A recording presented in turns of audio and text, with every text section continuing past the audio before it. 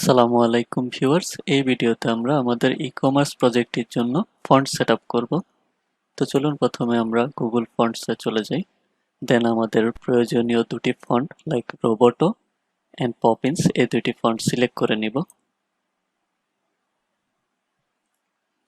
Font select করা হয়ে গেলে আমরা ইম্পোর্ট থেকে এই কোডটি কপি করব। দেন আমরা আমাদের সিএসএস ফাইলের টপে বসিয়ে দিব। দেন এই দুটি ফন্ট আমরা Tailwind CSS config ফাইলে থিমের আন্ডারে দেন এক্সটেন্ডের ভিতরে উল্লেখ করে দিতে হবে। যেহেতু এটা ফন্ট ফ্যামিলি, সো আমরা ফন্ট ফ্যামিলি, দেন প্রথম ফন্টটি হচ্ছে পপিন্স।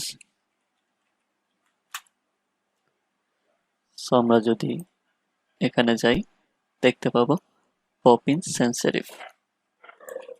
সো এটি কপি করছি। দেন আমাদের সেকেন্ড ফন্টটি হচ্ছে রোবোটো।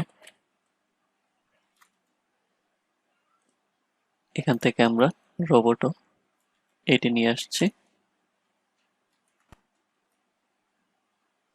দেন আমরা এটিও বসিয়ে দিচ্ছি। ফন্ট ফ্যামিলি এক্সটেন্ড করায় আমরা দুটি নতুন ক্লাস পাবো, font Poppins and font Roboto. যেহেতু আমরা কনফিগ ফাইল এডিট করেছি, সো আমাদেরকে আবার বিল্ড করতে হবে। তো চলুন বিল্ড করে নিই। বিল্ড হয়ে গেলে চলুন দেখি আমাদের দুটি ফন্ট কাজ করছে কিনা।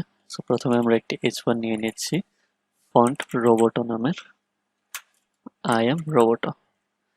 দেন আমি আরো একটি H1 নিয়ে নিচ্ছি ফন্ট পপিন্স নামের। দেন আমরা সেভ করি, ব্রাউজারে যাই। সো দুটি ফন্ট চলে এসেছে। আমরা যদি দেখি এটি পপিন্স, দেখতে পাচ্ছেন আই এম পপিন্স। দেন আমরা যদি রোবোটোতে যাই, আই এম রোবোটো। সো আমাদের ফন্টটি সেটআপ হয়ে গিয়েছে। That's it for this video. Thanks for watching.